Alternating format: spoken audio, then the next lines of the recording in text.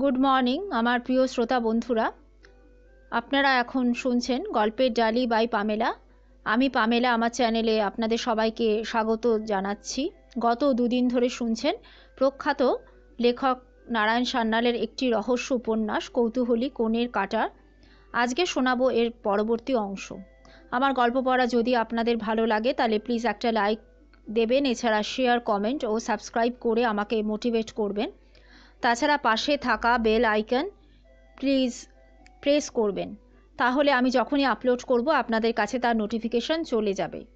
এছাড়া যারা গল্পটি আজকে নতুন শুনছেন তারা এর আগের এপিসোডগুলো শুনে তারপরে এটি শুনবেন এবং ধৈর্য ধরে পুরো গল্পটা শুনবেন, না হলে আপনাদের বুঝতে অসুবিধা হবে বা আপনাদের ভালো লাগবে না। তাহলে চলুন আর দেরি করব না, সরাসরি চলে যাচ্ছি গল্প পাঠের আসরে। আজকের গল্প কৌতূহলী কোণের কাঁটা, অধ্যায় 7। ছন্দা উদাস দৃষ্টি মেলে বসে রইল। চমক ভাঙল কমলেন্দুর ডাকে। কমলেন্দু বলল, কি ব্যাপার, এমন খোলা দরজার সামনে ঠ্যাং মেলে উদাস নেত্রে বসে আছো? কার কথা ভাবছো, আমার নাকি? ছন্দা সামলে নেয়, গায়ে মাথায় কাপড় তুলে বলে, কটা বাজলো? 7:30। একটু চায়ের জল বসিয়ে দাও তো। মাসি বলছিল দুপুরে তোমার সঙ্গে নাকি কে দেখা করতে এসেছিল। কে গো? ছন্দা চটজলদি জবাব দিল, আসলে উনি একজন সমাজকর্মী, নারী সমিতির তরফে একটা নৈশ স্কুল খুলতে চান, তো নিরক্ষরতা দূরীকরণের কাজে আর কি। তাই নাকি? তো কি নাম, মানে কোন মহিলা সমিতি? দাঁড়াও দেখাচ্ছি, লিফলেটটা রেখে গেছেন, মানে ওদের লিটারেচার রয়েছে। অনেক খুঁজেও সে সমস্ত কাগজপত্র পাওয়া গেল না, তবে বোধ করি কাগজগুলো ভুল করে নিয়েই গেছেন। কিন্তু সেই কাগজগুলো খুঁজতে খুঁজতে ভদ্র মহিলার কল্পিত নাম, তাদের মহিলা সমিতির নাম ইত্যাদি মনে মনে ছকে ফেলেছে ছন্দা। কিন্তু সে সমস্ত কমল কোনো প্রশ্নও করল না। বলল, শোনো, বাড়িওয়ালি মাসি বলছিল সে নাকি আমার ফটো আছে কিনা জিজ্ঞাসা করছিল।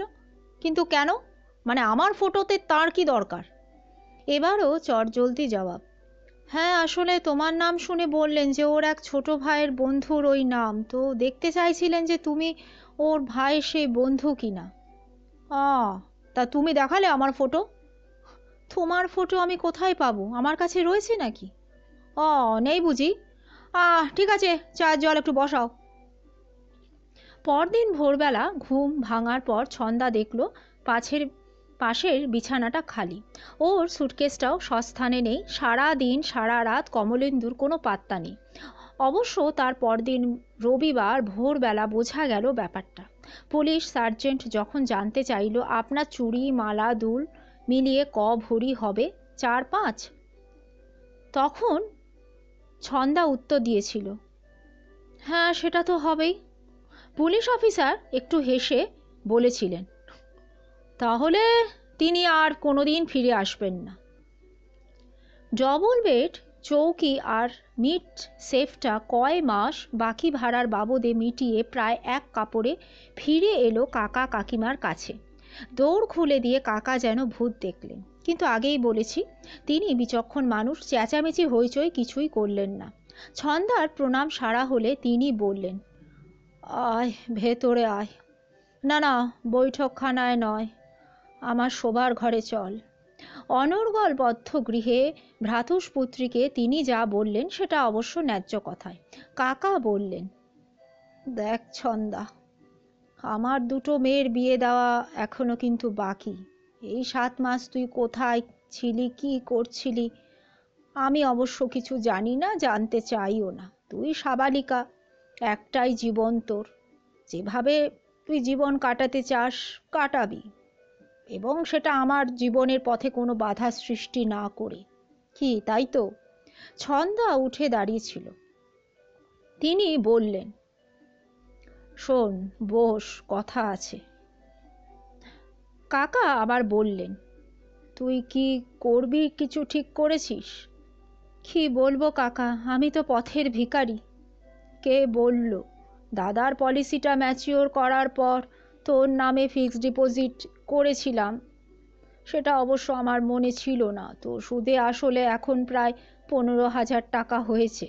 সে টাকাটা কিন্তু তোর, আমার কাছে গচ্ছিত আছে, তুই নিয়ে যা, নতুন করে বাঁচার চেষ্টা কর। ছন্দা একটু ভেবে নিয়ে বলল, না কাকু, ও টাকাটা আমি নেব না। কেন রে? এটা তো তোরই টাকা। ছন্দা তখন একেবারে আচমকা একটা প্রস্তাব দিল। সে কোনো নার্সিং ট্রেনিং স্কুলে ভর্তি হবে, কোনো ওয়ার্কিং গার্লস হোস্টেলে, অর্থাৎ ভদ্র নিরাপদ পরিবেশে থাকবে। ওর থাকা খাওয়া ট্রেনিংয়ের যাবতীয় খরচ যোগাবেন কাকু। ওই 15,000 টাকা থেকে মাস মাস কিছু হাতখরচাও নেবে, ট্রাম বাস ভাড়া, জামা কাপড় ইত্যাদি বাবদ। কাকা ওর মাথায় হাত রেখে আশীর্বাদ করেছিলেন। পাশ করে বের হওয়ার আগেই শুভ্রার সঙ্গে ওর আলাপ হলো। পাশ করার পর তার রুমমেট হয়ে পড়ে। শুভ্রা তার অতীত জীবনের বিষয় কিছুই জানতে পারেনি। ও কাজ করত ডক্টর ব্যানার্জির নার্সিংহোমে। কি বিচিত্র ঘটনাচক্র! সেখানে একদিন এক মানসিক রোগীর নার্সিং করতে করতে সমস্ত কিছু গুলিয়ে গেল ওর।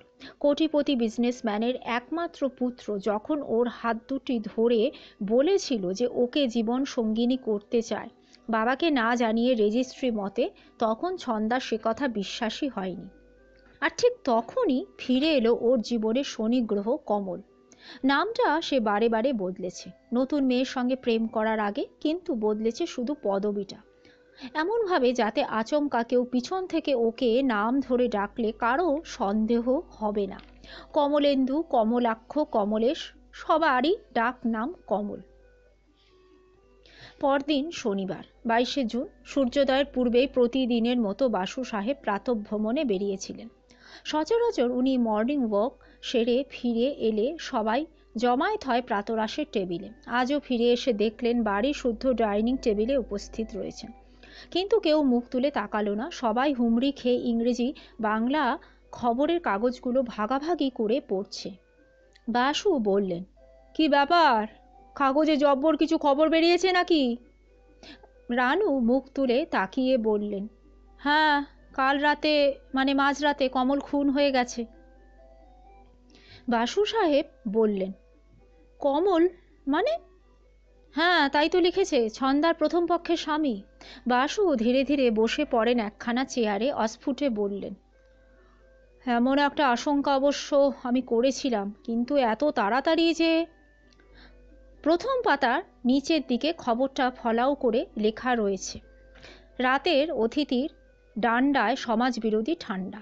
তারাতলার অসমাপ্ত প্রাসাদ মা সন্তোষী অ্যাপার্টমেন্টের মেজানাইন ফ্লোরে গতকাল মধ্যরাতে এক নৃশংস নাটক সংঘটিত হয়ে যায়, যার ফলে প্রকাণ্ড প্রাসাদের একমাত্র বাসিন্দা কমলেশ বিশ্বাস নিজ গৃহে খুন হয়েছেন।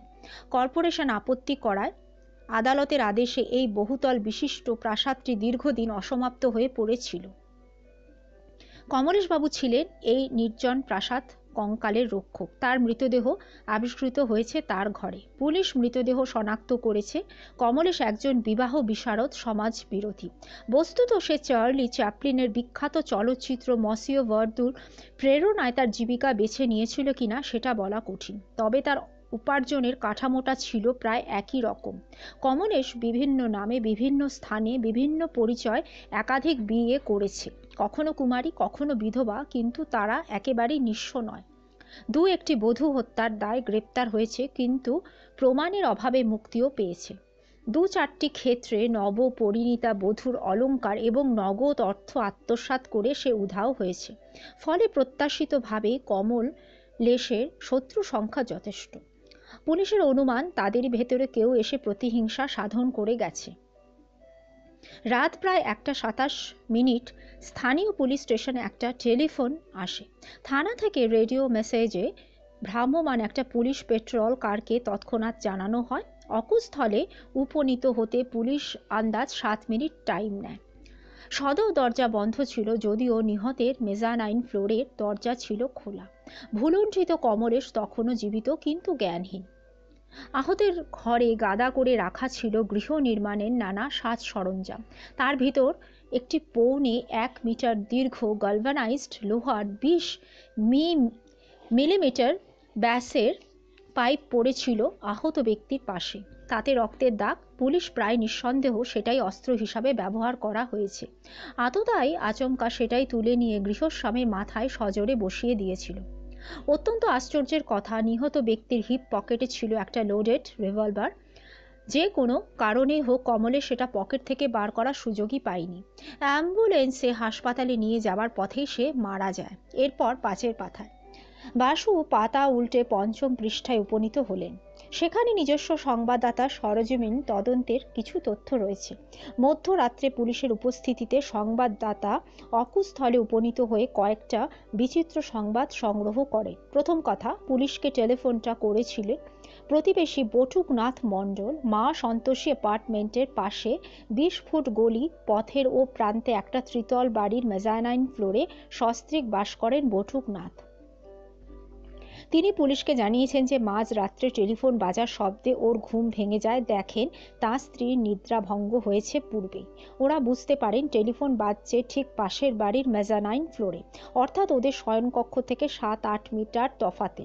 ভ্যাপসা গরম ছিল, দু বাড়ির রুজু রুজু জানলা খোলাই ছিল। ওদের জানলায় পর্দা আছে, সামনের বাড়িতে পর্দার কোনো বালাই নেই। ওরা দেখতে পেলেন প্রতিবেশী কমলেশবাবু রিসিভার থেকে টেলিফোনটা উঠিয়ে কথাবার্তা শুরু করলেন। তখন রাত কত সেটা বলতে পারবেন না, কথাবার্তা শোনা যাচ্ছিল না, তবে দুজনের মনে হয় কমলেশ টেলিফোনে বলেছি তো টাকাটা আমি 1 সপ্তাহের মধ্যে মিটিয়ে দেব। কি চন্দ্রা কাল সকালেই 2000 দেবে? এই কথাগুলো বটুকের স্ত্রীও শুনেছেন, তবে তার বিশ্বাস কমলেশ চন্দ্রার কথা বলেনি, বলেছিল সন্ধ্যা। সে যাই হোক, তারপর ওরা দুজনই আবার ঘুমানোর চেষ্টা করে এবং ঘুমিয়েও পড়েন। কতক্ষণ ঘুমিয়েছেন বা ঝিমিয়েছেন সেটা বলা যাবে না, তবে হঠাৎ তন্দ্রা ভাবটা ছুটে যায় কিছু উচ্চ কণ্ঠস্বরে। এবারও মনে হলো শব্দটা আসছে প্রতিবেশী কমলেশবাবুর ঘর থেকে। এই পর্যায়ে ওরা শুনতে পান পাশের বাড়ির মেজানাইন ঘরে কিছু কথা কাটাকাটি হচ্ছিল। তার একটি পুরুষ কণ্ঠ, অন্যটি স্ত্রীলোকের। দুজনেই জোর গলায় কথা বলছিলেন, কিন্তু কি কথোপকথন সেটা বোঝা যাচ্ছিল না, কারণ ঠিক এই সময় ওই কমলেশেরই কল বেলটা একটানা বেজে চলেছিল। অর্থাৎ সদরের বাইরে দাঁড়িয়ে কেউ কল বেলের পুশ বাটন টিপে ধরেছিল, সেটা একটানা বেজেই চলছিল। ওরা জানতেন ও বাড়িতে ওই ঘরে কমলেশ একাই থাকেন, ফলে মধ্যরাত্রে সে ঘরে নারী কণ্ঠ শুনে প্রতিবেশী হিসাবে কৌতূহলী হয়ে পড়েন বটুকনাথ। বিছানা থেকে উঠে জানলা পর্যন্ত পৌঁছবার আগেই ওনার মনে হলো ও ঘরে কিসের একটা শব্দ হলো, কেউ আহত হয়ে অথবা ধাক্কা খেয়ে ধরাশায়ী হলো। বটুকনাথ দ্রুত পদক্ষেপে জানলার কাছে সরে যান, কিন্তু উনি দৃকপাত করার আগেই ওই ঘরের বাতিটা নিভে যায়। লোডশেডিং নয়, কারণ তখন কলবেলটা একটানা বেজে চলেছে। ইতিমধ্যে বটুকবাবুর স্ত্রীও এসে ঘোর অন্ধকারে জানলা ধরে দাঁড়িয়েছিলেন। আন্দাজ মিনিট খানেক পরে কলবেল বাজানো বন্ধ হয়ে গিয়েছিল। যে লোকটা ভেতরে আসতে চাইছিল সে ওই প্রয়াসে ক্ষান্ত দেয়। তারও মিনিট খানেক পরে দূরে বড় রাস্তায় একটা গাড়ির স্টার্ট নেবার শব্দ হলো। অবশ্য মিসেস মণ্ডলের ধারণা ওটা মোটর গাড়ি নয়, মোটর সাইকেল। তারপর সমস্ত কিছুই শুনশান। বটুক 5 মিনিট অপেক্ষা করেন, কিন্তু পাশের বাড়িতে কোনো সাড়া শব্দ জাগে না, বাতিও জ্বলে না। উনি কমলেশবাবুর নাম ধরে বার কতক ডাকাডাকি করলেন, কেউ সাড়া দিল না। বটুকনাথের একটা বড় পাশেল এভারিডি টর্চ রয়েছে। এবার তিনি সেটার সাহায্যে পাশের বাড়ির গবাক্ষ পথে আলোকপাত করলেন। জানলা দিয়ে দেখা যাচ্ছিল মেঝেতে কোনো মানুষ পড়ে রয়েছে, পুরুষ মানুষ, তার একটা অনড় পা দেখা যাচ্ছিল।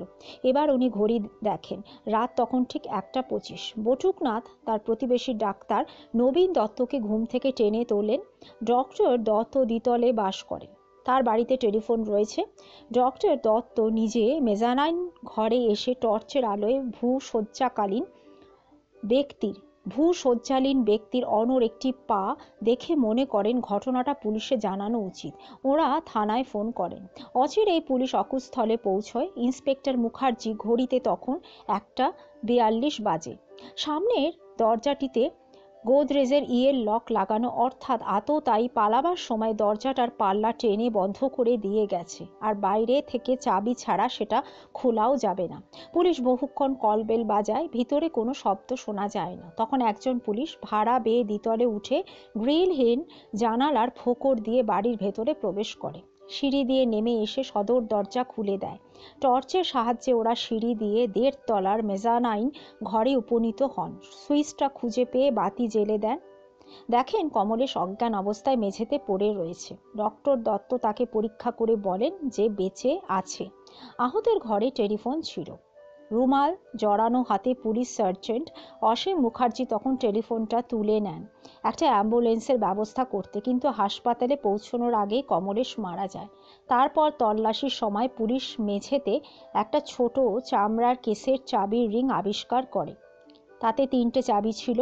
পুলিশের ধারণা আততায়ী মহিলা, বড় ঘরের মহিলা, কারণ চাবির রিংয়ে রয়েছে 3টে চাবি, একটা নবতাল তালার, বাকি 2টো মোটর গাড়ির ডোর কি। মেক ও মডেল দেখে পুলিশের ধারণা একটা চাবি মারুতি সুজুকির, অপরটি অ্যাম্বাসাডারের। তাহলে নবতাল তালাটি সম্ভবত গ্যারেজের। নিহত কমলেশ বিশ্বাসের কোনো গাড়ি নেই, ফলে পুলিশের ধারণা মধ্যরাত্রের অতিথি অসাবধানে ওই চাবির গোছা ফেলে রেখে গেছে। এখানে 3টে চাবির ফটো দেওয়া হলো। 2টো দামি গাড়ির চাবি যার রিং কেসে থাকে, তাকে খুঁজে বার করা হয়তো কঠিন হবে না। পুলিশ সাঁড়াশি অভিযান চালাচ্ছে। একদিকে নিহত বিবাহ বিশারদের পরিত্যক্ত পত্নীদের পরিচয়, অপরদিকে মোটর ভেহিকেলসের এমন দম্পতির সন্ধান যারা ওই 2 মেকের গাড়ির মালিক মালকিন। প্রাতরাশ শেষ না হতে হতে বাইরের বারান্দায় কল বেল বেজে উঠল। বাসু ঘড়ি দেখলেন সকাল 7টা। সচরাচর উনি চেম্বারে এসে বসেন বেলা 8টায়। কম্বাইন হ্যান্ড বিশ্বনাথ বাইরের দরজা খুলে দেখে এলো। ফিরে এসে নিঃশব্দে একটা আইভরি ফিনিশড দামি ভিজিটিং কার্ড টেবিলে নামিয়ে রাখল। লেখা ছিল ত্রিদীপ নারায়ণ রায়। রানু প্রশ্ন করলেন, কি দেখা করবে নাকি ঘন্টাখানেক পরে ঘুরে আসতে বলবো? না শোনো, আজ বরং 1 ঘন্টা আগেই দপ্তর খোলা যাক। তুমি আগে যাও, রেজিস্টারে নাম, ঠিকানা, টেলিফোন নাম্বার আর হ্যাঁ ওর সিগনেচার। বাধা দিয়ে রানু বললেন, তোমাকে না আমার কাজ নতুন করে শেখাতে হবে না, তুমি এসো। একটু পরে বাসু গিয়ে বসলেন নিজের ঘরে। রানু দেবী বাইরের রিসেপশন কাউন্টার পাক মেরে এসে উপস্থিত হলেন তার হুইল চেয়ারে। বাসু নিম্ন কণ্ঠে জানতে চাইলেন, ছন্দা 2 নম্বর তো? হ্যাঁ, খুব উত্তেজিত মনে হচ্ছে তো। কি ব্যাপার বলো তো? 1 নম্বর খুন হয়েছে বলে? তো ও কি জানে? কি জানি, ঘরময় পায়চারি করছে আর একটার পর একটা ইন্ডিয়া কিং ধরাচ্ছে। 2টো টান দিয়ে অ্যাস্ট্রেতে গুজে দিচ্ছে। ওভাবে বেশিক্ষণ চললে কিন্তু আমার কার্পেট পুড়িয়ে ফেলবে। তা কি চায় তোমাকে বলেছে? না, তোমার সঙ্গে শুধু সাক্ষাৎ করতে চাইছে। ব্যাপারটা নাকি জীবন মৃত্যু নিয়ে। ঠিক আছে, তুমি এক কাজ করো, ডেকে দাও। আচ্ছা, তুমি রিটার্নার নাওনি তো? রানু দেবী হেসে বললেন, আবার তোমাকে না জিজ্ঞাসা করে? রানু বাইরের দিকে দরজাটা খুলে দ্বার পথে ও কক্ষে কাকে যেন সম্বোধন করে বললেন, আসুন মিস্টার রাও, মিস্টার বাসু আপনার জন্য অপেক্ষা করছেন। একজন সুসজ্জিত এবং সুদর্শন যুবক প্রবেশ করলো চেম্বারে। সুদর্শন, কিন্তু পৌরুষ বা ব্যক্তিত্বের কোনো ব্যঞ্জনা নেই তার দেহাকৃতিতে। উজ্জ্বল গৌরবর্ণ, মাঝারি উচ্চতা, কৃশকায়। সে বলল, আমার নাম ত্রিদীপ নারায়ণ রায়। মানে রাও। আমরা শক্তাবত। আমার পিতৃদেব হচ্ছেন স্বনামধন্য ধনুকুবের শ্রী বিক্রম নারায়ণ রাও অফ নাসিক। আপনি নিশ্চয়ই তার নাম শুনে থাকবেন। বাসু মাথা নেড়ে সায় দিলেন। আচ্ছা স্যার, আপনি কি সকালের কাগজটা দেখেছেন? মানে সংবাদপত্র? হ্যাঁ মোটামুটি। কিন্তু এ কথা কেন? স্যার, আপনি কি খুনের খবরটা দেখেছেন? মানে তারাতলায় ওই মা সন্তোষী অ্যাপার্টমেন্টে? বাসু একটু চিন্তা করলেন, তারপর বললেন, হ্যাঁ, প্রথম পাতায় নিচের দিকে ওরকম একটা নিউজ আমি পড়েছি বটে। অবশ্য আমি ডিটেলসে কিছু পড়িনি। তা সে কথা কেন? হঠাৎ ত্রিদীপ ঘনিয়ে এলো ওর দিকে, ফিসফিস করে বলল, স্যার, ওই খুনের মামলায় আমার ওয়াইফের জড়িয়ে পড়ার একটা সম্ভাবনা রয়েছে। অচিরেই ওকে খুনের দায় কিন্তু গ্রেপ্তার করা হবে বলেই আমার মনে হয়। বাসু ওর দিকে ঝুঁকে পড়ে জিজ্ঞাসা করলেন, তা আপনার স্ত্রী কি খুনটা করেছেন? না, নিশ্চয়ই না স্যার, সে এ কাজ করতেই পারে না। কিন্তু স্যার, দুর্ভাগ্যবশত সে বিশ্রীভাবে কেসটায় জড়িয়ে পড়েছে। আপনি স্যার কিছুটা নির্বুদ্ধিতা, কিছুটা অসাবধানতা, বাকিটা ওর চরিত্র দোষ বলতে পারেন। আমি অস্বীকার করব না। মানে ও হয়তো জানে যে খুনটা আসলে কে করেছে। আমার অবশ্য ধারণা ও নিশ্চিত জানে। ওর চোখের সামনে নিশ্চয়ই খুনটা হয়েছে, কিন্তু আনফর্চুনেটলি আমার ওয়াইফ জেনে শুনে হত্যাকারীকে আড়াল করতে চাইছে। বাধা দিয়ে বাসু বলে উঠলেন, দাঁড়াও দাঁড়াও, খুনটা হয়েছে রাত 1:30 নাগাদ, তা তখন কি তোমার স্ত্রী বাড়িতে ছিল না? না স্যার, ছিল না। তা তুমি কেমন করে জানলে? সে স্যার এক দীর্ঘ কাহিনী, আমাকে তো তাহলে স্যার প্রথম থেকে বলতে হয়। হ্যাঁ সেটাই বলো না, প্রথম থেকেই বলো, না হলে আমি কি করে বুঝবো? ত্রিদীপ আবার আরাম করে গুছিয়ে বসলো, বলল, স্যার আমার নাম শ্রী ত্রিদীপ নারায়ণ রাও। আমার বাবা হচ্ছেন নাসিকের ধনকুবের শ্রী বিক্রম নারায়ণ রাও। আমরা, হ্যাঁ জানি তোমরা শক্তাবৎ, তুমি আগেই বলেছ, পরের কথাটা বলো। আমি স্যার কলকাতাতেই পড়াশোনা করেছি। আলিপুরের আমাদের একটা ছোট্ট ফ্ল্যাট আছে, জাস্ট একটা গ্যারেজ এবং একটু দূরে 1 কামরার একটা রেসিডেন্সিয়াল ইউনিট। তো ওখানে ভবিষ্যতে একটা মাল্টি স্টোরিড অ্যাপার্টমেন্ট হাউস হবে। আপাতত ওই 1 কামরার ঘরে থেকেই আমি কলকাতায় ল পড়ছিলাম। গত বছর আমি পাশ করেছি। তো বছরখানেক আমি ইউরোপ আমেরিকা ঘুরতে গিয়েছিলাম, মাস 3-এর মধ্যে ফিরেও আসি। তারপর হঠাৎ আমি অসুস্থ হয়ে পড়লাম। তো বালিগঞ্জ ফাঁড়ির কাছে একটা নার্সিংহোমে আমি ভর্তি হলাম। আমার বাবা তখন বিদেশে, মানে আমেরিকায়। তো নার্সিংহোমের যে নাইট নার্স ছিল, ওর নাম ছিল ছন্দা বিশ্বাস। তো স্যার আমি ছন্দা বিশ্বাসকে বিয়ে করে ফেললাম। আমরা স্যার রাও, মানে চিতোরের শক্তাবৎ রাও। আমি আমার স্বনামধন্য পিতা শ্রী ত্রিবিক্রম নারায়ণ রাওয়ের একমাত্র পুত্র। আর আমরা কিনা খানদানের কথা ভুলে গিয়ে বংশমর্যাদার কোনো তোয়াক্কা না রেখে বেমক্কা বিয়ে করে বসলাম একজন নার্সকে। তো আমার স্বনামধন্য পিতৃদেব এটাকে কিভাবে নেবেন, তা সেটা নিয়ে তোমার কেন মাথা ব্যথা? দেখো ত্রিদীপ, জীবনটা তো তোমার, আর জীবন সঙ্গিনীও তুমি নিজে নির্বাচন করেছো। ওহ স্যার, আপনাকে কেমন করে বোঝাই? বাবা মশাই, মানে আমার বাবা, আমার পিতৃদেব আমেরিকা থেকে ফিরে এসে দেখলেন যে আমার টেলিগ্রাম তার অপেক্ষায় রাখা রয়েছে। তো আমি বিবাহিত, আমি একটা সামান্য নার্সকে বিয়ে করেছি। তো যে মেয়েটি অন্নপূর্বা এবং বয়সে আমার চেয়ে বড়। অন্নপূর্বা মানে? মানে ছন্দা বিশ্বাস বিধবা। তাতে কি হলো? বিদ্যাসাগরের আমল থেকে তো বিধবা বিবাহ সিদ্ধ। ওহ স্যার, আপনাকে কেমন করে আমি বোঝাই? আচ্ছা শোনো, ও প্রসঙ্গ থাক, তুমি কি একটা খুনের কথা বলছিলে না? হ্যাঁ হ্যাঁ স্যার, খুন খুন, মানে এই দেখুন স্যার। কোটের পকেট থেকে একটা দৈনিক পত্রিকার কর্তিত অংশ বার করে আনলো, ভাঁজ খুলে সেটি পেতে দিল ওর গ্লাস টপ টেবিলে। কাগজটার মাঝখানে একটা চাবির আলোকচিত্র, বস্তুত 3টে চাবি। ত্রিদীপ তার হিপ পকেট থেকে একটা চামড়ার কি কন্টেনার বার করে টেবিলে রাখলো, তাতে 3টে চাবি, বলল, মিলিয়ে নিন স্যার। কাগজে অবশ্য ছাপা হয়েছে অনেকটা বড়, তবু শনাক্ত করতে কিছু অসুবিধা হলো না। বাসু বললেন, কিন্তু এটা কেমন করে হলো? আমার ধারণা এই চাবির গোছাটা তো পুলিশের কাছে রয়েছে। ত্রিদীপ মাথা নেড়ে বলল, আগে না স্যার, এ থোকাটা স্যার আমার। পুলিশের কাছে যেটা রয়েছে সেটা আমার ওয়াইফের স্যার, যেটা সে কাল রাত্রে অকুস্থলে অসাবধানে ফেলে রেখে এসেছে। আর যখন ওই লোকটা খুন হলো, তা সে যেই করে থাকুক না কেন। তা তোমার স্ত্রী যে সেই সময় ওইখানে ছিল সেটা তুমি কেমন করে জানলে? ত্রিদীপ চাবির থোকাটা তুলে নিয়ে বলল, স্যার আমি জানি। তাহলে তো স্যার গল্পটা আপনাকে গোড়া থেকে বলতে হয়। বাসু বিরক্ত হয়ে বললেন, না না, গোড়া থেকে আমার জানা, ওটা বলতে হবে না। তোমার নাম, তোমার বাবার নাম, তোমরা শক্তাবৎ, আমি সবই জানি, তুমি পরেরটা বলো। ত্রিদীপ আবার বলতে লাগলো, স্যার এই চাবিটা মারুতির ফ্রন্ট ডোর কি, যেটা আমার ওয়াইফের, মানে ওয়াইফ চালায়, ওটা, এটা স্যার আমার অ্যাম্বাসাডারে। হ্যাঁ স্যার, এই যে চাবিটা স্যার। আর হ্যাঁ এই যে স্যার, নবতালটা হচ্ছে গ্যারেজের চাবি, ডবল গ্যারেজ। ইগনিশন কি সচরাচর গাড়িতেই স্যার লাগানো থাকে। পাশাপাশি 2টো গাড়ি রয়েছে, সামনে স্লাইডিং ডোর। একই তলায় স্যার 2টো গাড়ি লক করা থাকে। তো সুবিধার জন্য আমরা 3 সেট চাবি কিন্তু বানিয়ে নিয়েছিলাম। একটা থাকে আমার কাছে, একটা ছন্দার কাছে, একটা আমাদের স্যার ড্রয়ারে।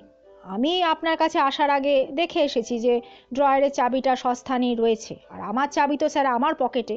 দেয়ারফর পুলিশ যেটা খুঁজে পেয়েছে সেটা স্যার আমার ওয়াইফের চাবি। হয় সি।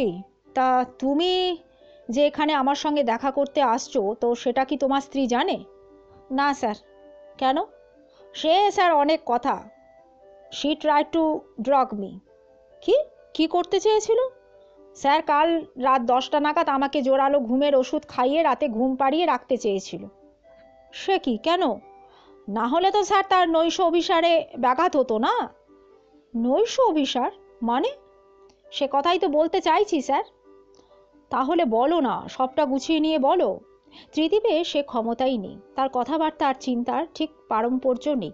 অনেক খুঁচিয়ে খুঁচিয়ে বাসু সাহেব তার কাছ থেকে যে ঘটনা পরম্পরা আবিষ্কার করলেন সেটা এই রকম। গতকাল রাত্রি 10টা নাগাদ ওরা টিভি বন্ধ করে দ্বৈত শয্যায় শয়ন করতে যায়। ছন্দা এই সময় ত্রিদীপের কাছে জানতে চায় শোবার আগে সে একটু হট চকলেট খাবে কিনা। ত্রিদীপ রাজি হয়। সে প্রায় শয়নের পূর্বে গরম চকলেট পান করে। এক কামরার ফ্ল্যাট, সংলগ্ন বাথরুম এবং এক প্রান্তে কিচেনেট। ত্রিদীপ শোয়ার ঘরে প্যান্ট বদলে পাজামা পরছিল আর ছন্দা সংলগ্ন কিচেন নেটে গরম চকলেট বানাচ্ছিল। ছন্দা ছিল ত্রিদীপের দৃষ্টিসীমার বাইরে, কিন্তু দরজাটা এমনভাবে আধখোলা অবস্থায় ছিল যে দ্বারে সংলগ্ন আয়নায় অন্ধকার শয়নকক্ষ থেকে আলোকিত কিচেনেটে ছন্দাকে দেখা যাচ্ছিল। ত্রিদীপ লক্ষ্য করল ছন্দা তার ভ্যানিটি ব্যাগ খুলে একটা ছোট্ট শিশি বার করলো। শিশিটা তার পরিচিত, ওতে থাকে একটা ঘুমের ওষুধ, ইপ্রাল। হাসপাতালে থাকতে প্রতি রাত্রে ওই ওষুধ খেতে হতো, এখন খায় না। ত্রিদীপ অবাক হয়ে দেখল ছন্দা বেশ কয়েকটা ট্যাবলেট ওর চকলেটে মিশিয়ে দিল। তারপর এ ঘরে এসে ত্রিদীপের হাতে গ্লাসটা ধরিয়ে দিল। তারপর তো তুমি ওকে জিজ্ঞাসা করলে না যে কেন সে তোমাকে না জানিয়ে তোমার চকলেটে ঘুমের ওষুধ মেশালো, মানে কটা ট্যাবলেট সে মিশিয়েছিল? আগে না স্যার, আমি জিনিসটা অ্যাকচুয়ালি খতিয়ে দেখতে চাইছিলাম। I see. তাহলে তুমি কি করলে ঠিক? ত্রিদীপ চকলেটটা হাতে নিয়ে বাথরুমের দিকে চলে যায়। ভাবখানা সে ইউরিনাল ব্যবহার করতে যাচ্ছে। দরজাটা বন্ধ করে সে চকলেটটা কোমরে ঢেলে দিয়ে ফ্লাশ টেনে দেন। তারপর গরম জলের ট্যাপটা খুলে গ্লাসে গরম জল ভরে নেয়। এ ঘরে চলে আসে, ধীরে ধীরে সিপ করে গরম জলটা এমনভাবে পান করতে থাকে যাতে মনে হয় সে গরম চকলেট খাচ্ছে। তারপর স্যার আমি নিজেই গ্লাসটা বেসিনে ধুয়ে আনলাম যাতে ও দেখতে না পায় যে তলানিটা কি জাতের। একটু পরে ওকে বললাম যে আমার দারুণ ঘুম পাচ্ছে, তো স্যার একটা বই পড়ছিল, বলল তাহলে শুয়ে পড়ো। আমিও শুয়ে পড়লাম স্যার। আর আধ ঘন্টার মধ্যেই তো স্যার আমি ঘুমিয়ে পড়ার ভান করলাম। তো একটু পরেই আমি দেখলাম যে ছন্দাও শুয়ে পড়লো, কিন্তু ও ঘুমালো না। রাত তো ধরুন এই 12:15 ও নিঃশব্দে বিছানা ছেড়ে উঠে পড়লো। অন্ধকারেই ও নাইটি পাল্টে শাড়ি পরলো, সাজ পোশাক বদলালো, তারপর স্যার নিঃশব্দে দরজা খুলে বেরিয়ে গেল। তা দরজা কি খোলাই রইল? আগে না স্যার, আমাদের দরজায় ইয়ের লক রয়েছে, তো ছন্দা যাবার সময় অতি সাবধানে দরজাটা টেনে বন্ধ করে দিল যাতে কোনো শব্দ না হয়। I see. তারপর কি হলো? ত্রিদীপ আবার উল্টো পাল্টা ভাবে ঘটনা পরম্পরার বর্ণনা দিতে থাকে। পর্যায়ক্রমে সাজালে সেটা এই রকম দাঁড়ায়। বিছানায় শুয়ে শুয়ে ত্রিদীপ শুনতে পায় গ্যারেজে স্লাইডিং ডোরটা খোলা হলো। মধ্যরাত্রে ওটা নিঃশব্দে খোলা যায় না, পাশাপাশি সমান্তরাল লোহার চ্যানেলে দুটো লোহার পাল্লা। গ্যারেজটায় দুটো গাড়ি পাশাপাশি থাকে। সচরাচর অ্যাম্বাসাডারটা ডাইনে, মারুতিটা বাঁয়ে। ফলে ছন্দা নবতাল প্যাডলক খুলে খুব ধীরে ধীরে, যাতে শব্দ কম হয়, বাঁদিকের পাল্লাটা ডান দিকে নিয়ে আসে। ওই সময় ত্রিদীপ বিছানা ছেড়ে উঠে পড়ে, জানলার কাছে সরে এসে পর্দা সরিয়ে দেখতে থাকে। দেখে ওর স্ত্রী মারুতি গাড়িখানা বার করে আনলো, আবার মারুতির দিকে লোহার পাল্লাটা ঠেলে ঠেলে সস্থানে টেনে আনলো, তারপর স্টার্ট দিল গাড়িতে। কম্পাউন্ডের গেট খুলে বাইরে গেল, গেট বন্ধ করে রাস্তায় নামলো, বাঁকের মুখে মিলিয়ে গেল তখন রাত 12:35। এই পর্যায়ে বাসু সাহেব বাধা দিয়ে বললেন, দাঁড়াও, একটা কথা। আচ্ছা, তোমার স্ত্রী কি রওনা হওয়ার আগে গ্যারেজের নবতাল প্যাডলকটা বন্ধ করে দেয়নি? ত্রিদীপ বলল, হ্যাঁ স্যার, নিশ্চয়ই দিয়েছিল। তা তুমি অত দূর থেকে সেই ব্যাপারটা দেখতে পেলে? আজ্ঞে না স্যার, সচক্ষে দেখিনি। এটা আমার আন্দাজ বলতে পারে। দরোয়ানজি ছুটিতে ছিল তো গ্যারেজটা লক না করে গেলে অ্যাম্বাসাডার গাড়িটা অরক্ষিত হয়ে থাকতো, তাই আমি স্যার আন্দাজ করছি। আর তাছাড়া আমরা দুজনেই সবসময় গাড়ি নিয়ে বার হলে গ্যারেজে দরজা তালা বন্ধ সমস্ত কিছু করে যাই। ছন্দাও নিশ্চয় সেটাই করেছিল।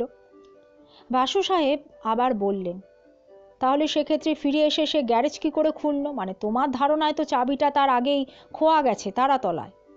তার কারণ স্যার ট্রিপ্লিকেট চাবিটা ওর কাছে ছিল। কি? ট্রিপ্লিকেট চাবি? তার মানে? আপনাকে তো আগেই বলেছি স্যার, আমাদের 3টে সেট চাবি রয়েছে। একটা থাকে আমার কাছে, একটা আমার ওয়াইফের কাছে, আর তৃতীয় সেটটা থাকে স্যার ও ড্রেসিং টেবিলে টানা ড্রয়ারে। তো ছন্দা রওনা হওয়ার সাথে সাথে আমি তৈরি হয়ে নিলাম ওকে ফলো করব বলে। তো পাজামা ছেড়ে প্যান্ট পরি আর হাওয়াই শার্ট, কিন্তু আমার চাবির থোকাটা আমি খুঁজে পাইনি স্যার। সচরাচর যেখানে থাকে সেখানে নেই। তো খুঁজতে খুঁজতে মিনিট 3 আমার দেরি হয়ে গিয়েছিল। তখন মরিয়া হয়ে আমি টানা ড্রয়ার খুলে ট্রিপ্লিকেট চাবিটা নেবার চেষ্টা করি, কিন্তু আমি ড্রয়ার খুলে স্যার দেখলাম চাবিটা ওখানে ছিল না। বাসু জানতে চাইলেন, তার মানে?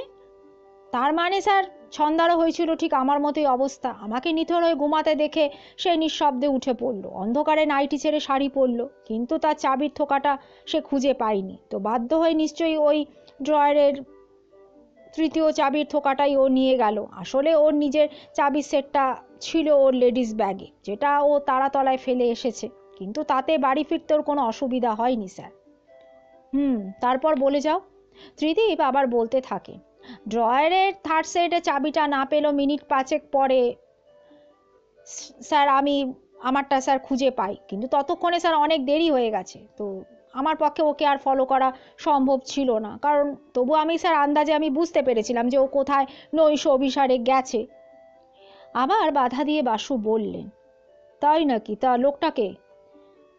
যে কমলেশকে খুন করেছে স্যার, এখন দোষটা আমার ওয়াইফের ঘাড়ে চাপাতে চাইছে। বাসু বিরক্ত হয়ে বললেন, আহ, লোকটার পরিচয়টা কি? তার পিতৃদত্ত নামটা কি? ত্রিদীপ মুখটা নিচু করলো, রুমাল বার করে মুখটা মুছল, তারপর বলল, doctor Pratulchandra Banerjee, MRCP. Doctor Banerjee মানে তোমার স্ত্রীর আগের প্রণয়ী? শুধু প্রাকবিবাহ নয় স্যার, আমার অনুমান বিবাহোত্তর জীবনেরও প্রণয়ী। তুমি বলতে চাইছো তোমার স্ত্রী মধ্যরাত্রে ডক্টর ব্যানার্জির বাড়িতে গিয়েছিল? ত্রিদীপ গম্ভীরভাবে বলল, হ্যাঁ এবং না। তার মানে? ছন্দা স্যার ওই ডাক্তার বারুজ্যের কাছে গিয়েছিল, তবে তার বাড়িতে নয়। তাই নাকি? তা তুমি সেটা কেমন করে জানলে? তাহলে স্যার আপনাকে সবটা আমাকে গুছিয়ে বলতে হয়। বাসু এবার আর বিরক্ত হলেন না, বুঝতে পারছেন এটা ওর কথা বলার ধরন। বললেন, ওকে তাই বলো। স্যার, ওকে ফলো করা যখন আমার পক্ষে অসম্ভব হয়ে গেল, তখন আমি ডাক্তার ব্যানার্জির বাড়িতে একটা ফোন করি, মানে রাত তখন 1:45 বাজে।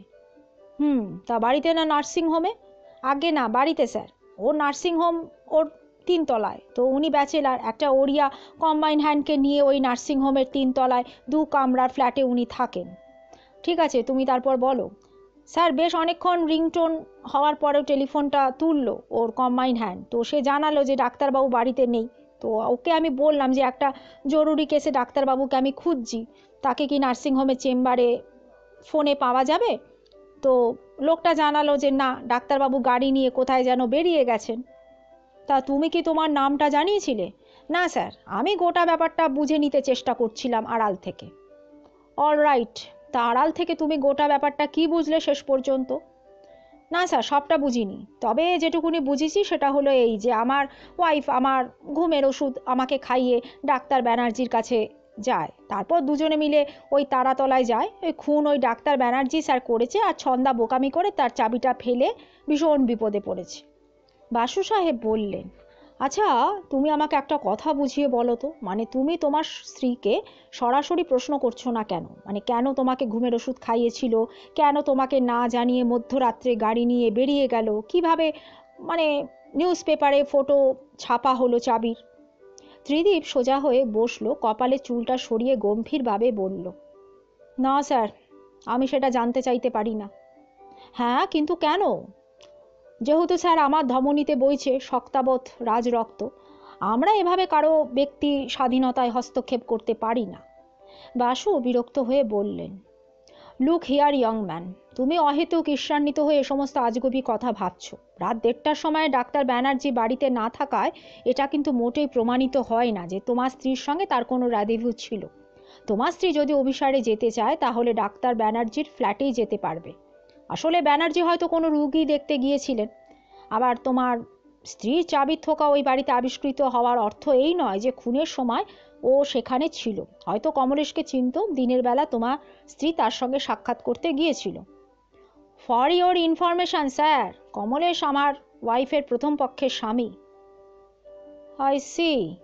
আচ্ছা, একটা কথা একটু বুঝিয়ে বলো তো, তুমি তখন একজন দারোয়ানের ছুটি নেবার কথা বলছিলে, তো ওই দারোয়ান কতদিন তোমার বাড়িতে চাকরি করছে আর কবে থেকে ছুটিতে রয়েছে? মহাদেব প্রসাদ আমার পিতাজির একজন বিশ্বস্ত কর্মী স্যার।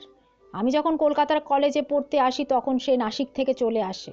তো ঠিক স্যার দারোয়ান নয়, অল্প বয়সে বস্তুত আমার লোকাল গার্জেনও ছিল, রান্নাবান্না করে দিত। আমি বিয়ের পরে ও ছুটি নিয়ে দেশে চলে যায়। তা ছুটি কি সে নিতে চেয়েছিল, না তুমি ওকে তাড়ালে, নাকি তোমার স্ত্রী? ইনফ্যাক্ট স্যার, পিতাজি আমেরিকা থেকে ফিরে আসার পরে ওকে তলব করেন, মানে ও নাসিকে যায়, সেখান থেকেই ও দেশে চলে যায়। তার মানে কাল গভীর রাত্রে তোমার স্ত্রী মানে গাড়ি নিয়ে যে বেরিয়েছিল এ কথা তুমি ছাড়া আর কেউ জানতো না, কি তাই তো? হ্যাঁ স্যার, সম্ভবত তাই। অন্তত আমি তো এখনো কাউকে কিছু বলিনি। দেখো, সেক্ষেত্রে তোমার প্রথম কাজ হচ্ছে তোমাদের গ্যারেজের ওই নবতাল তালার পরিবর্তে অন্য একটা বড় তালা ওখানে ঝোলানো। তাহলে হয়তো পুলিশের নজর তোমাদের দিকে আদৌ পড়বে না। আপনি কেন স্যার এ কথা বলছেন? আহা, সেটাই তো স্বাভাবিক নাকি? পুলিশ মোটর ভেহিকেলসে গিয়ে খবর নেবে যে একই পরিবারভুক্ত কটি, এই ক্ষেত্রে ডবল লাইসেন্স আছে, এরকম একটা ব্যাপার। তো একটা মারুতি, একটা অ্যাম্বাসেডর, নামধামগুলো পুলিশ জানতে চাইবে। কলকাতা শহরে এমন ৫-১০টা কেস তারা পাবে, কিন্তু প্রত্যেকটা সম্ভ্রান্ত পরিবার তো দুটো গাড়ি বড়লোক ছাড়া কিন্তু কেউ পোষে না। ফলে পুলিশ গোয়েন্দা নিয়োগ করবে, যে সমস্ত পরিবারের নামে জোড়া লাইসেন্স রয়েছে সেখানে গিয়ে খবর নেবে যে কার গ্যারেজে নবতাল তালা রয়েছে। তারপর সে নবতাল তালার চাবিটা পুলিশের হেফাজতে রয়েছে সেটার সাথে মিলিয়ে দেখবে। ত্রিদি বাধা দিয়ে বলল, মানে স্যার আপনি কি আমাকে এভিডেন্স ট্যাম্পার করতে পরামর্শ দিচ্ছেন? বাসু ওর চোখের দিকে পুরো 10 সেকেন্ড নির্বাক দৃষ্টিতে তাকিয়ে থাকলেন, তারপর বললেন, তা তুমি কি চাও যে পুলিশ খুঁজতে খুঁজতে ওই নবতাল তালাটা আবিষ্কার করুক, মানে 7 দিনের ভেতরে? ত্রিদীপ দৃঢ়স্বরে বলল, 7 দিন কেন? মানে আজই সেটা পুলিশ জানবে? মানে? কারণ আপনার এখান থেকে আমি সরাসরি পুলিশ স্টেশনে যাব। আমি যেটা দেখেছি, যেটা আমি জানি, যা স্বাধীন দেশের নাগরিক হিসাবে কর্তৃপক্ষকে জানানো উচিত, আমি সেটাই অকপটে আমার এজাহারে জানাবো। বাসু চমকে উঠে বললেন, গুড গড! কিন্তু কেন? তুমি কেন এই কাজ করবে? যেহেতু স্যার এটাই আমার শিক্ষা, এটাই আমার খানদান, আমার ধমনীতে বইছে শক্তাবৎ রাজপুত রাজরক্ত। বাসু সাহেব অসহায়ভাবে মাথা নেড়ে বলেন, কিন্তু তোমার স্ত্রী তো খুনি নাও হতে পারে। Of course sir, she is innocent. খুন সে করেনি, করেছে ওই ডাক্তার ব্যানার্জি। এখন সে পরস্ত্রী পেটিকোটের আড়ালে লুকোতে চাইছে। আপনি কেন স্যার এই সহজ ব্যাপারটা বুঝতে পারছেন না? রাত 12:45 ডাক্তার ব্যানার্জি বাড়িতে অনুপস্থিত ছিল। ছন্দা তার নৈশ অভিসারে বার হলে তার ঠিক 10 মিনিট আগে, 12:35, রাত 1:20 তারাতলায় খুন হলো কমলেশ। আর তারাতলা থেকে গাড়িতে মাঝরাতে আসতে যে 15 মিনিট লাগে, সেই সময়ের ব্যবধানে ছন্দা ফিরে এলো কাটায় কাটায় 1:35। তো হিসাবটা তো জলের মতো স্যার পরিষ্কার। খুনটা করেছে ওই ব্যানার্জি, কিন্তু ছন্দার উপস্থিতিতে করেছে। আর এখন চাবিটা ফেলে আসায় সমস্ত দোষটা চাপছে আমার ওয়াইফের ঘাড়ে। ওকে স্যার বাঁচাতেই হবে স্যার। বাসু বললেন, তা তোমার স্ত্রী যে 1:35 ফিরে এসেছে সেটা তুমি কি করে জানলে? ঘড়ি দেখে স্যার, আমি তো তখন জেগেই ছিলাম। গাড়ির শব্দ পেয়ে জানলার ধারে আমি এগিয়ে গেলাম, দেখলাম তো সচক্ষে ছন্দা তালা খুললো, পাল্লাটা ঠেলে দিয়ে গাড়ি গ্যারেজ করলো, তারপরে এগিয়ে এলো বাড়ির দিকে। আমি তৎক্ষণাৎ স্যার বিছনায় শুয়ে পড়ি। জাস্ট আ মিনিট, আচ্ছা ছন্দা গাড়ি গ্যারেজ করার পরে আবার পাল্লাটা ঠেলে বন্ধ করলো না কেন? মানে নবতাল তালাটা লাগলো না? ত্রিদীপ একটু চিন্তা করে বলল, না স্যার, যদ্দূর আমার মনে পড়ছে না। হ্যাঁ, কিন্তু কেন? কারণ স্যার আজ সকালে আমি যখন নিঃশব্দে বেরিয়ে আসি তখন স্যার গ্যারেজের পাল্লাটা তো খোলাই ছিল। না সেটা নয়, আমি জানতে চাইছি ছন্দা কী কারণে গ্যারেজটা বন্ধ করে তালাটা লাগালো না। আসলে স্যার গ্যারেজটা মাপে একটু ছোট, মানে অ্যাম্বাসাডারটা স্যার সই সই।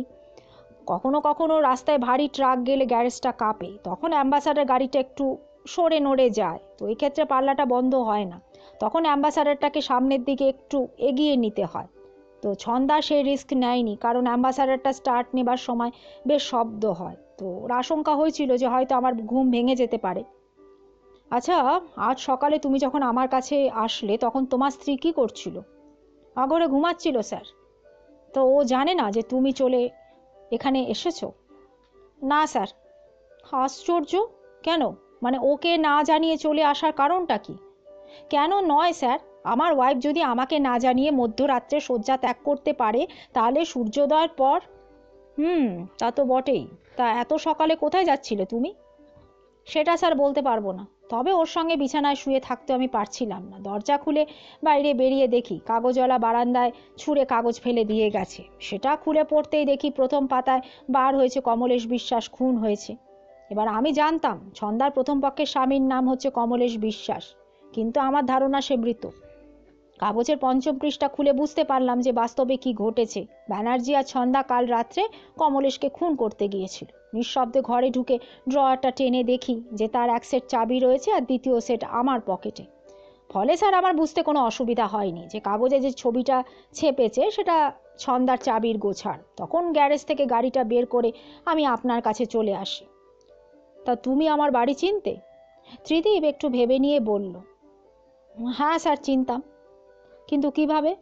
আবার একটু ভেবে নিয়ে বলল, সরি স্যার, ঠিক বলতে পারবো না। মানে স্বীকার করি স্যার, আমি আসলে ডক্টর ব্যানার্জি নার্সিংহোমে ভর্তি হয়েছিলাম স্যার, মানসিক রোগী হিসাবে। মানে স্যার সব কথা আমি ঠিক সময় মতো মনে করতে পারি না। All right.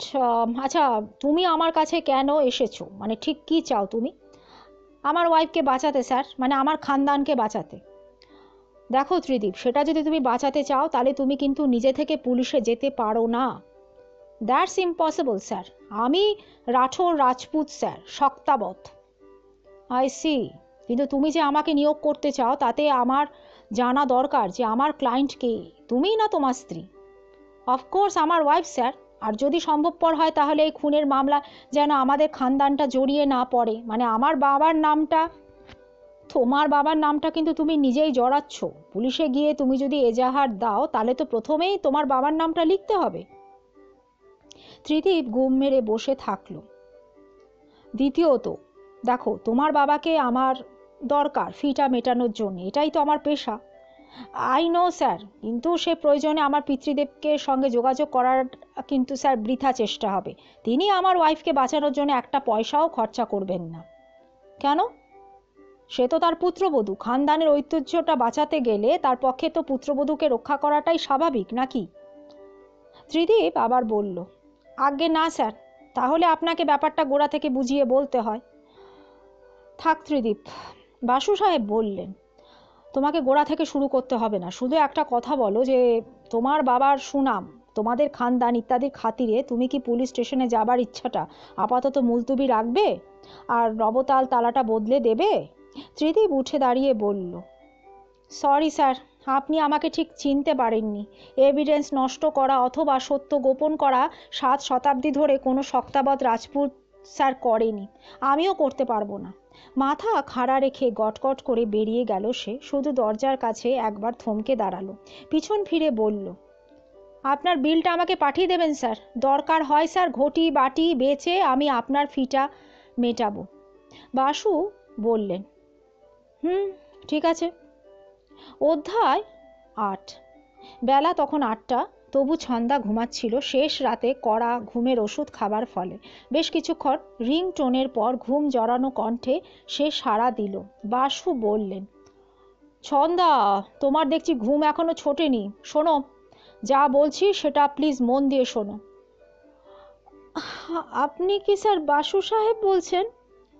হ্যাঁ, তাই বলছি। কাল রাত্রে কি ঘটেছে সেটা তুমি জানো, এবং আমিও ভালো করে জানি যে তুমি ওটা বেশ ভালোই জানো। ও প্রান্তে ছন্দা একটা চাপা আর্তনাদ করে বলে উঠল। কি বলে উঠল সেটা বোঝা গেল না। এতক্ষণ সে ছিল আধো ঘুমের ঘোরে। গত রাত্রে বিভীষিকাটা ও স্মৃতিপথে ছিল না। এতক্ষণ সে পুরোপুরি জেগে উঠল এবং সচেতন হলো। লক্ষ্য করে দেখল পাশের বিছানা খালি। কণ্ঠস্বরে সংযম এনে বলল, আমি বুঝতে পারছি না স্যার, মানে আপনি ঠিক কি বলতে চাইছেন? কাল রাত্রে মানে এমন কি ঘটেছে sir? Look here Chhanda, Basu সাহেব বললেন, তোমারও সমস্ত পুরনো প্যাচ তুমি শিখে তুলে রাখো। তোমাকে যেটা বলছি সেটা তুমি অক্ষরে অক্ষরে পালন করো। আর কেন সেটা করতে বলছি সে কথা যখন দেখা হবে তখন বুঝিয়ে বলবো, এখন নয়। ফলো? বলুন স্যার। শোনো, মিনিট 15-র ভেতরে মিসেস সুজাতা মিত্র অফ সুকৌশলী তোমার কাছে যাবে।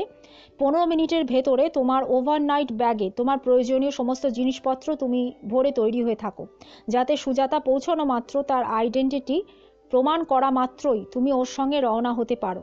2-4 দিনের জন্য তোমাকে হয়তো অন্যত্র যেতে হবে, তোমার স্বামীর জন্যে। না না, সে এখন ঘরে নেই সেটা আমি জানি।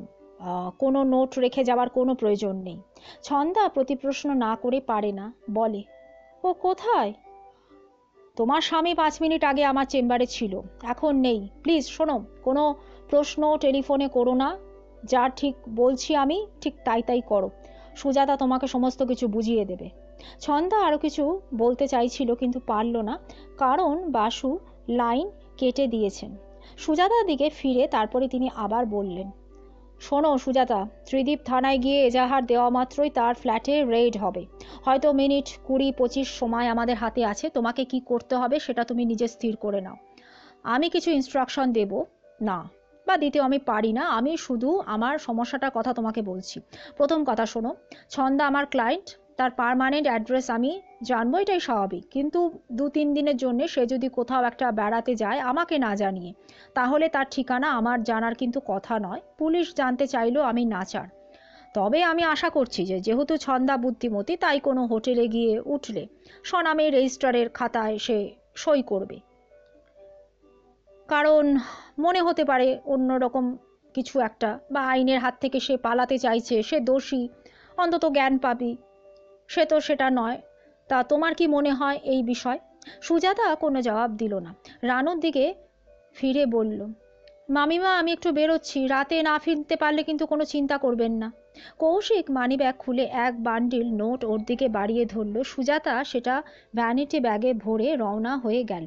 বাসু উঠে দাঁড়িয়ে বললেন, দেখো কৌশিক, তুমি একটা কাজ করো তো, রবির কাছ থেকে পুলিশ ইনভেস্টিগেশনের কিছু ডিটেলস পাওয়া যায় কিনা একটু দেখো। তাছাড়া পত্রিকা অফিসের ওই নিজস্ব সংবাদদাতার তোলা ফটোর যে কপিগুলো রয়েছে, কপি, তো সেগুলো পাওয়া যায় কিনা ওটাও তুমি দেখো। চিফ নিউজ এডিটর আমাকে ভীষণ খাতির করে। কৌশিক জানতে চাইল, তা আপনি কোথায় যাচ্ছেন মামু? না, আমি ভাবছি একবার তারাতলাটা ঘুরেই আসি, যেখানে ঘটনাটা ঘটেছে। তারাতলার অসমাপ্ত সন্তোষী মা অ্যাপার্টমেন্টের সামনে টুলে বসে 2 সেপাই আপন মনে হাততালি দিচ্ছে। গাড়িটা কাছাকাছি এসে পড়ার পর বোঝা গেল ওদের করধ্বনি কারো সাফল্যজনিত হেতুতে নয়, তারা দুজনে মৌজ করে খৈনি বানাচ্ছে। বাসু সাহেবকে গাড়িটা পার্ক করে নেমে আসতে দেখে তারা চঞ্চল হলো না। বাসু সাহেব এপাশে ফিরলেন। বটুকনাথ দুলে দুলে বিড়ি বাজছে, কিন্তু নজর ছিল এই দিকে। বাসু সাহেবের গাড়ি এ গলিতে ঢোকার পর থেকেই। বাসু ওর দোকানের দিকে এগিয়ে গেলেন। বটুক বিনা বাক্যবয়ে তার উপস্থিত খদ্দেরকে পান দিল, নোট দিয়ে রেজগি দিল। তারপর দোকানটা ফাঁকা হতেই টিনের কৌটো খুলে একটা 50 টাকা নোট বার করে বাড়িয়ে ধরল বাসু সাহেবের দিকে, বলল, একটা দেশলার দাম মিটিয়ে দেবেন স্যার, নিন ধরুন। তার মানে? স্যার, কাল রাতভর ভীষণ ধকল গেছে স্যার। কি কুক্ষণে থানায় টেলিফোন করার আমার দুর্মতি যে হলো। হ্যাঁ, জবানবন্দি দিতে দিতে স্যার আমার জান নিকলে গেছে। একবার পুলিশ, একবার খবরের কাগজের লোক, কি বলবো স্যার আপনাকে। হ্যাঁ, সে তো বুঝলাম। তো টেলিফোন করে তুমি নাগরিকের কর্তব্য পালন করেছো বটু।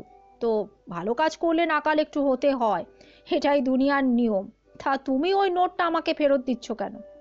স্যার, দারোগাবাবু যাবার আগে হুকুম দিয়ে গেলেন যে মানে আমাদের যা বললে সেটা যদি বাইরের কোনো মনীষীকে বলো তাহলে সোজা হাজতে স্যার ঢুকিয়ে দেবে বলে দিয়েছে। এদিকে আপনার কাছে স্যার আগাম নিয়ে বসে আছি, ওদিকে আমি স্যার ছাপোষা মনীষী। বাসু পাইপটা ধরাতে ধরাতে বললেন, যদিও তুমি ঠিক ছাপোষা মানুষ এখনো হওনি, তবে মাস 6 ভেতরে সেটা হতে চলেছ। তো আমি তোমার সমস্যাটা ঠিক বুঝতে পারছি বটু। ঠিক আছে, শোনো, তোমার কাছে আমি কিছু জানতে চাইবো না, তবে আমার মুশকিল কি জানো? যাকে যেটা দিয়ে আমি সেটা ফেরত নিই না, ওটা তোমার কাছেই থাক। আচ্ছা, চলি বটুক। বাসু পিছনে ফিরলেন। বটুক নোটটা হাতে তুলে নিয়ে বিহ্বল দৃষ্টিতে বসে রইল। আবার এদিকে ফিরে বাসু বললেন, শোনো বটুক, তুমি একটা কথা স্মরণে রেখো। টাকাটা তোমাকে আমি দিয়েছিলাম, এটা একটা ঘটনা বটে। আর এই ঘটনাটা ঘটে যাওয়ার অনেক আগে, কিন্তু পুলিশের সাক্ষী ভাঙাতে আমি ঘুষ দিইনি।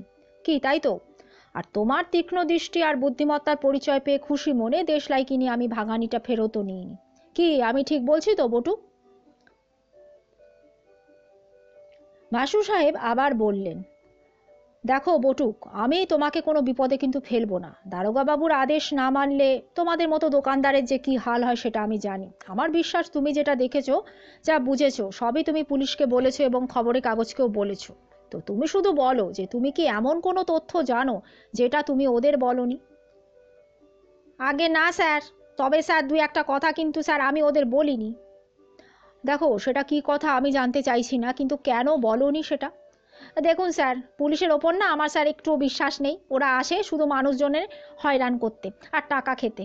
আমি বেশ বুঝতে পারছি স্যার, ওই বিশ্বাসবাবু ছিল একটা হাড়ে হারামজাদা বজ্জাত মনীষী স্যার। অনেক মেয়েরে ও ফাঁসিয়েছে স্যার। ওদের ওই বাপ ভাইয়ের কেউ একজন হয়তো ওকে খুন করে রেখে গেছে। বাসু বললেন, হুম, বুঝলাম। তো এবার বলো কথাটা কি? তো তুমি কি দেখেছো যেটা তুমি পুলিশকে বা খবরের কাগজে লোককে তুমি জানাওনি? বটুক চারিদিকে একবার দেখে নিয়ে নিম্ন কণ্ঠে বলল, স্যার, টর্চের আলোয় মেঝে লুটিয়ে পড়া ওই মানুষটার একটা ঠ্যাং দেখে আমি তো সিঁড়ি বেয়ে দোতলায় উঠে গেলাম ডাক্তারবাবুরে ডাকতে। তো সেই 1.5 তলা থেকে দোতলায় উঠবার সময় সিঁড়ির জানলা দিয়ে আমি দেখতে পাই স্যার গলি দিয়ে পরপর দুখানা গাড়ি হুস হুস করে বেরিয়ে গেল। তো আমাদের বাড়িতে সিঁড়ি ঘরের বাইরের দিকে কাচের টানা জানলা রয়েছে, তা দিয়ে গলি তো বটেই, তারাতলা রোডটাও স্যার দেখা যায়। তো আমি কি দেখলাম, গলি দিয়ে যে দুখানা স্যার গাড়ি বের হয়ে গেল, তার একটা মোটর সাইকেল আর একটা মারুতি ভ্যান। আর স্যার ঠিক তারপরেই স্যার বলা যায় স্যার লগে লগেই গলির মুখে দাঁড়ানো একটা গাড়ি স্যার স্টার্ট নিল। তো সে বাইরের দিকে মুখ করে গাড়িটা ছিল। স্যার কি গাড়ি কইতে পারবো না স্যার। আচ্ছা, গাড়ির ভেতরে যারা ছিল তাদের দেখতে পাওনি? আগে না স্যার, পেলেও স্যার ঘোর আধারে তো চেনা যেত না। তবে কি তবে স্যার বলা উচিত কিনা তাই ভাবছি স্যার। আহা, আমি তো পুলিশ নই, খবরের কাগজে কেউ নেই, বলো না। তাহলে স্যার আপনারই বা এত স্যার উচাটন কেন? আমারে তো আগে সেটা বোঝান স্যার। বাসু বললেন, শোনো বটুক, আমার এক মক্কেল এই বিবাহ বিশারদ কমলেশের পরিত্যক্তা স্ত্রী, তার গয়নাগাটি নিয়ে লোকটা সটকে ছিল। তো আমার আশঙ্কা পুলিশ ওই মেয়েটার ঘাড়ে হত্যার অপরাধটা চাপাতে চাইবে, তাই ওকে বাঁচানোর চেষ্টা করছি আমি। তাহলে স্যার আমি আপনার লগে আছি, সব রকম সাহায্য করতে স্যার আমি রাজি। তো আমি আন্দাজ করেছি কে খুন করেছে। সে আপনার স্যার মক্কেল নয়, পুরুষ মানুষ। তাই নাকি? তা তুমি তাকে চেনো? স্যার সে কথা জিগাবেন না। আপনার মতো সেও আমারে কিছু আগাম দিয়ে গেছে সন্ধে রাতে মোটর সাইকেল চেপে। তবে তারে তো আপনি স্যার চেনেন। সেই বাবু আবার আমার কাছে এই ছিল।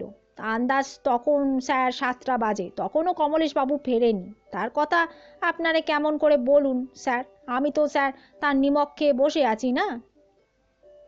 বুঝেছি বটুক, তোমাকে আর কিছু বলতে হবে না।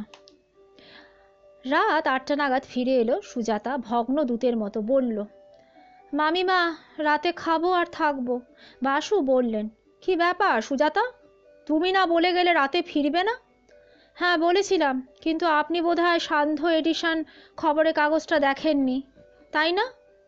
না, আমার দেখা হয়নি। কিছু খবর বেরিয়েছে নাকি? হ্যাঁ বেরিয়েছে, কীর্তিটা আপনার মক্কেলের শক্তাবৎ মরদের। তার উদ্যোগে আজ একটা খবরের কাগজে সান্ধ্য এডিশনে ছন্দার একটা ছবি ছাপা হয়েছে। পুলিশ ছবিটা ছেপে বিজ্ঞপ্তি দিয়েছে যে এই মেয়েটিকে তারাতলা হত্যা বাবদে পুলিশ খুঁজছে। আমরা সেটা জানতাম না, কিন্তু যে হোটেলে ডবল বেডরুম বুক করে আমরা আশ্রয় নিয়েছিলাম সেই হোটেলের ম্যানেজার কাগজটা দেখেছিল। ছন্দা স্বনামে ঘরটা নিয়েছিল, ফলে ম্যানেজার সহজেই তাকে শনাক্ত করে, থানায় ফোন করে দেয়।